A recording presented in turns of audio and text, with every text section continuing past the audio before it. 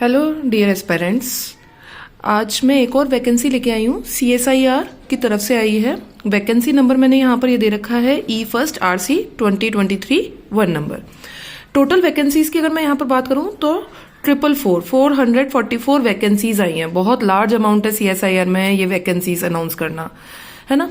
इसकी start date अपने ये स्टार्ट हो चुके हैं 8 दिसंबर से और लास्ट डेट है इसकी 12 जनवरी।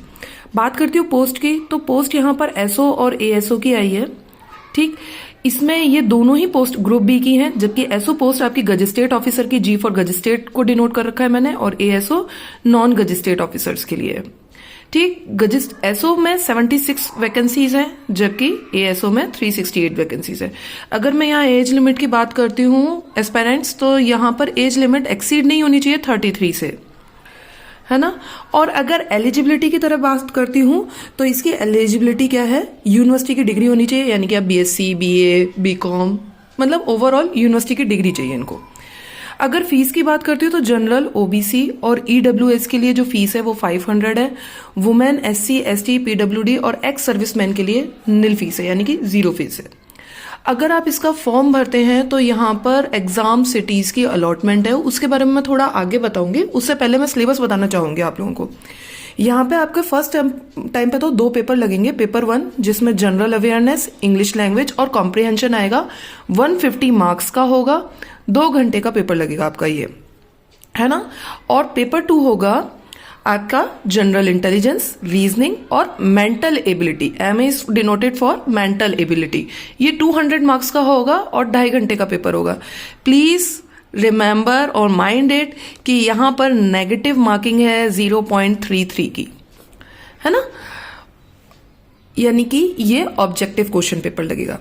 ओवरऑल ये दोनों क्वेश्चन पेपर मर्ज होके होंगे आपके टोटल 350 मार्क्स के लिए। इसमें पास होना कंपलसरी है और इसके लिए जो पासिंग मार्क्स बनेगा, जो एग्रीगेट बन रहा होगा ऑल एक कैलकुलेटिव बनकर, उसमें अगर आप पास हो जाएंगे तो उसके बाद आपको रिकॉल करा जाएगा पेपर 3 के लिए।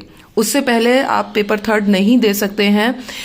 पेपर 3 के लिए अगर आपने 350 मार्क्स का ये दोनों पेपर आपने पास कर लिए, दोनों पेपर्स में अलग से पास होना जरूरी है, फिर 350 मार्क्स में भी पासिंग मार्क्स चाहिए। यहां से पास कर लिया तो आप पेपर 3 के लिए बुलाए जाएंगे।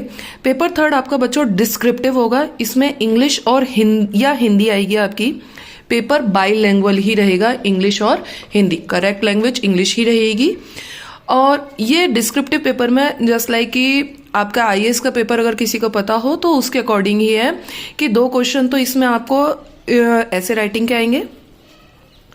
एक क्वेश्चन प्रिसाइज राइटिंग का, यानी कि संक्षेप वर्णन करना, और एक क्वेश्चन आपको लेटर या एप्लीकेशन लिखने का आएगा। ये पूरा पेपर होगा आपका 150 मार्क्स का। आप इसमें पास हो जाएंगे तो अगर आपने SO के लिए अप्लाई करा है तो आपका इंटरव्यू के लिए बुलाया जाएगा, और अगर आपने ASO के लिए अप्लाई करा है तो आपको CPT यानी कि कंप्यूटर प्रोफिशिएंसी टेस्ट के लिए बुलाया जाएगा। अब बात आती है कि सेंटर्स की कि क्या मैंने रोका था। एक्चुअली पेपर 1 और पेपर 2 जो एक ही पेपर होंगे, यहाँ पर ये जो पेपर होंगे इनके लिए कई सारे सेंटर्स दे रखे हैं आपको, वो आपको पूरा साइट पे दिख जाएगा, उसका पूरा डिटेल दे रखा है।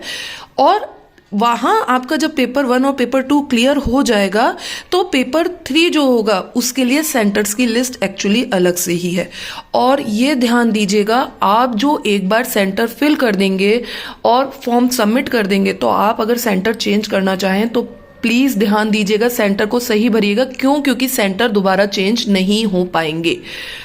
कुछ सेंटर्स ऐसे हैं जो पेपर 3 के लिए नहीं है, जैसे कि जयपुर सेंटर है, वो अगर पेपर 1 और पेपर 2 किसी का क्वालिफाई हो गया तो पेपर 3 उसको देने के लिए जयपुर सेंटर नहीं है, वहां पर उस पेपर 3 के लिए जयपुर सेंटर बंद कर रखा है।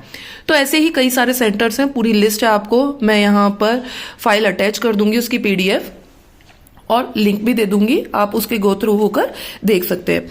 मेंशन ये चीज ध्यान रखिएगा कि फॉर्म में करेक्शन आप दोबारा नहीं कर सकते हैं। For an example date, center, names, है ना, इन चीजों में कई चीजों में आप बाद में करेक्शन नहीं कर सकते। तो प्लीज फॉर्म को बहुत ध्यान से भरिएगा।